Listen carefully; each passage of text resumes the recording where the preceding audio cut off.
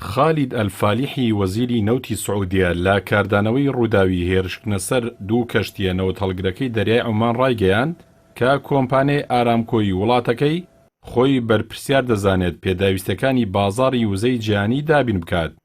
مانگێک لەمەوبەر دوو تانکەری نەوت هەڵگری سعودیە لە ئاوەکانی بەرامبەر مینشینی فوجەیرە کەوتنە بەرهێرش. لە ساڵی ڕابردووشدا لە دەریای سوور و نزیکی گەروی بابولمەندەب دوو کەشتی نەوت هەڵگری تری ئەو وڵاتە کەوتنە بەرهێرشی حوسیەکان. هەر بۆیە ئەم ڕووداوانە باوەکو بچووکیش بن بازاڕی فرۆشتنی نەوت و وزە لە جیهاندا تووشی شڵەژان دەکات.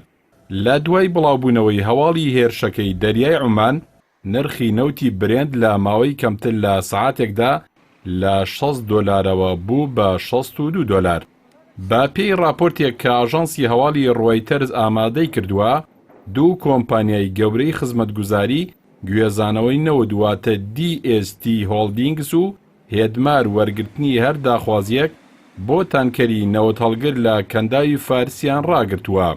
کۆمپانیای هێدمار تۆڕێکی بەرفراوانی نەوت هەڵگری هەیە و DST هۆڵدینگیش گەورەترین کەشتیگەلی نەوت هەڵگری جیهانی هەیە.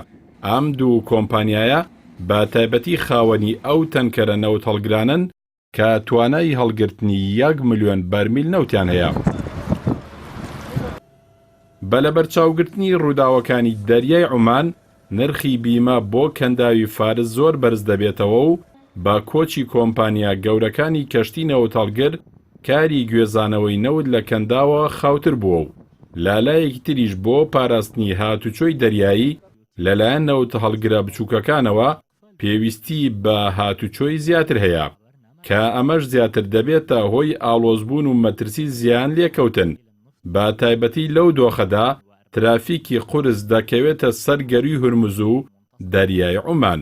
درێژە کێشان و خراپتربوونی ئەم دۆخە دوو لایەنی دۆڕاوی هەیە.